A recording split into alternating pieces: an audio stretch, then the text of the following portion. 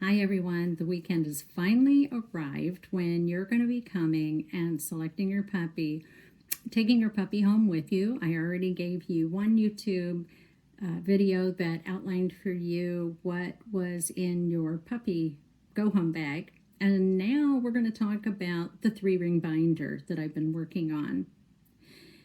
In that binder, some important things, particularly 2 things, but there are other things as well. And we usually go through this when you're here selecting your puppy, but because of the limited time that we've got due to COVID, we decided that we were going to do these 2 things, the go home bag and the portfolio, by YouTube video, just so that you could spend that 1 hour time selecting your puppy as opposed to having us go through all this information with you. Of course, if you have any questions, bring your questions with you. We're there for you. Todd Taylor and I are willing to answer any and all questions. But this is going to help to decrease some of the time of yours that we take up. So let's start off here. This is a puppy portfolio. It is a 3-ring binder. On the outside binder part of it, everybody's got their puppy's microchip number. And this one, we've gone by the last 3 digits of the microchip numbers while the puppies were with us. This is number 442. I know that that is a Glacier Winter puppy, and I also know that it's a girl because girls for us end in even numbers and the boys end in odd numbers. We open this up. Oh, and that is the puppy picture. This was taken at about 5.5 weeks of age. The puppies have changed a lot since their portfolio pics were taken, but it's kind of fun to have that picture from a bit ago anyway, and you're going to see just how much the puppies have changed between now and then. Let's look at the inside pocket first, the flap. In here you're going to find, this is the our business card. There's one of those in there, as well as some extra microchip stickers. We'll be using 2 of these for the contract. We get one, you get one. And then there's extras. I'm not sure what they're for, but they're extra, and I'm just going to pass them off to you. We don't advertise our puppies anymore, so the dogs and our families speak for us, basically. Years ago, we used to advertise, but we haven't had to do that in years. So if you give our name out to somebody who asked, and you were happy with what we did, great. All right, this is the medical history. This is probably the most important thing that is in this portfolio. Your veterinarian is going to be most interested in this piece of paper. Bring this 3-ring binder to your puppy's first visit. They can scan this in, and from this and the dates of, for instance, the dewormings or the distemper shot, that puppy shot that we gave, the date that those were done will tell them when the next one is due. So make sure you show them this. And then we have here the puppy. This is just a pedigree. It tells the parents, the grandparents, the great-grandparents, the great-great-grandparents. It's just kind of fun to see all those names, and it's kind of like Ancestry.com for dogs, I guess, just to have that right there for you. This is the microchip information. We use PetLink, that's the name of the company. Your puppy has been microchipped for weeks now, 2 months. And this piece of paper here will tell you how to register the puppy in your name. This trifold just tells you what the microchip, what it is, how they use it, and how, that it's for life and all that good stuff. But this, you can go to petlink.net, which is up here on your on the sheet, and get your puppy registered in your name. They're going to want to know things like your name, any backup person's name, addresses, phone numbers, email addresses, And then if any of those things change in the lifetime of your dog, please, please contact not only PetLink and let them know the changes that were made, but contact us as well. Because we were the implanters and the purchaser of the microchip, we are the backup for you, even to your emergency numbers. So if all else fails and they can't get a hold of you, they're going to contact us. And if we can't contact you, that would be very, very sad. So just keep us informed if anything changes. It's a very mobile society. You'd be surprised at how many things can change in a short period of time. This paper is where it is a place for your Akc registration form to go when you get your dog spayed or neutered. We ask that you do that before we give you the Akc registration paper. We also hope that you don't get your dog spayed or neutered prior to bone growth being complete, and that typically is at about 1 year of age. And the reason for that is because studies have shown that if you wait until bone growth is complete, it decreases or can help to decrease the risk of hip dysplasia at a later age. The study is by the Morris Animal Foundation.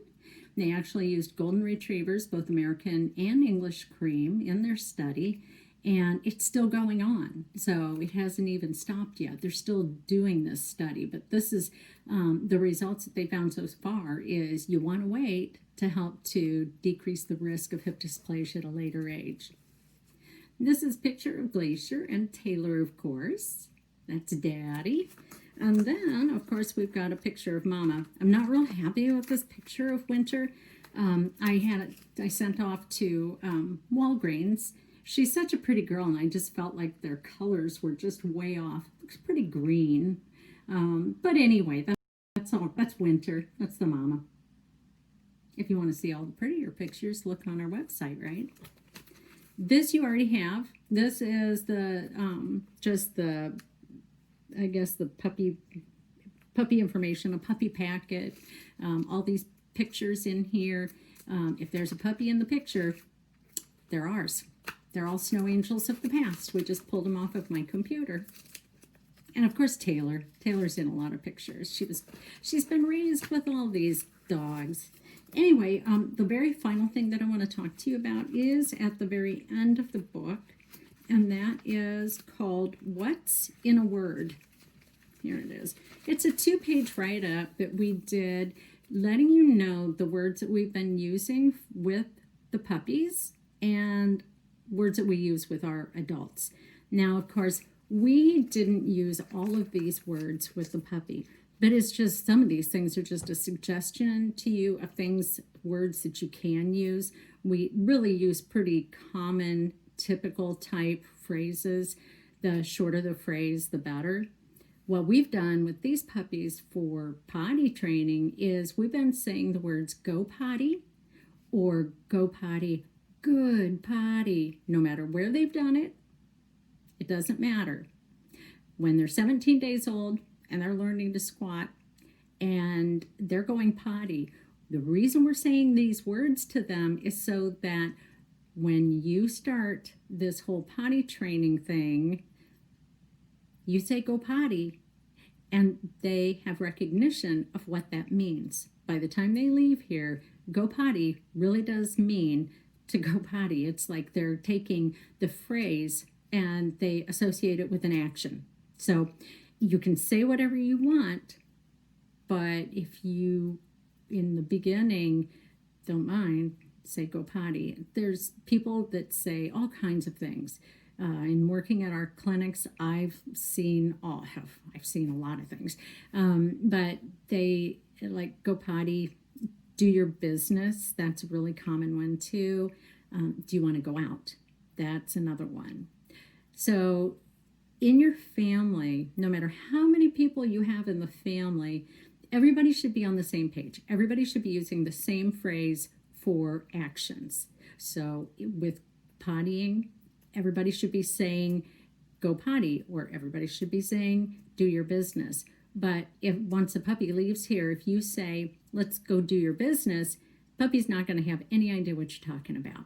Eventually, he or she will, but at the beginning, they won't. For other words, like for instance, if a puppy jumps up on you, the word is not, it's not get down.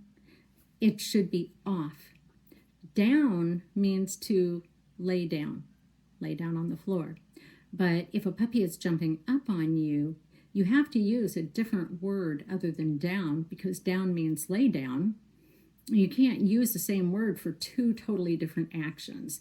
So if a puppy jumps up on you, you should be firmly saying the word off as you're turning 180 degrees, and your back is now facing the puppy and your arms are crossed in front of you, so the puppy's not trying to get your attention, and you say nothing. There's no eye contact. There's no words being said. You want to be as boring can be, because then the puppy's just going to walk away. So jumping up, it didn't win the puppy anything. A lot of times little kids will, when a puppy jumps up on them, of course we've got sharp nails and sharp teeth, and little kids are, say, get off of me, and they're putting their hands and trying to push the puppy off. And from a puppy's perspective, that is a wonderful game. It looks like fun. Here's these hands flailing around. It's like they're retrievers. They're going to retrieve a hand. But the thing that children do, if this doesn't work, is they take off and run. It's a fight or flight type of situation. And now that becomes a wonderful game of chase. The child doesn't think so, but the puppy will think it's great fun. So make sure, if you have children or grandchildren that are coming over, that are young, make sure you teach them that, cross your arms in front of you, say the word off, and just immediately turn around. So your back is to the puppy, and don't say a word, just stand there and do nothing. And that will help the child to know what to do. So that's really important. And then there's other words too, like your basic sit, and other things. Come. Don't ever tell your puppy to come unless you can make him or her do it. So if the puppy is way off in the corner of the yard and you're yelling, come, and the puppy is not paying attention to you whatsoever, you lost. So a lot of times people will work on the word come as an exercise. So you get, your harness. A lot of times people like to have flex leads, and those are the ones that reel out, but then you can get them to reel in. Kind of handy to have. Some of them will go out quite a distance. You want to make sure that you don't get the ones with rope. You want to get the ones that have a ribbon. And when you say come, you just reel that puppy back in, and you're saying come, and good come, even if they're kind of resisting you, but because they're coming, even if you're the one making them do it. And then when they get to you, you praise them and give them a treat because they came to you. So over time, when you say come, the puppy will come. So those are just some of the words we've used. You can read through them. If you have any questions, again, you can just ask away. There are some trainers online that, YouTube. There's so many trainers. I like a guy called Akc George. It's Z-A-K and the last name George. The reason I like him is because he only addresses one issue per video. So if you have an issue, some of these trainers will go through 5, 7 different problems, and those weren't even a problem for you, but you got to sit there and listen to all these other things before they get to your problem. But Akc George, let's say you do have puppy jumping up on you, just put in Akc George puppy jumping, and it'll take you right to his his video clip for that. He has made more than one video clip for the same thing, like kind of just refreshed it like over time. So that's a good one. And then there's a training book called My Smart Puppy, and it's co-authored. Sarah Wilson is one of the authors, and Brian somebody or other is the other author. But if you look on Amazon and just put My Smart Puppy, Sarah Wilson, it'll come up. So those are some things that might help you. And again, if you have any questions, please ask away. All right, we're going to see you soon. Talk then. Bye now.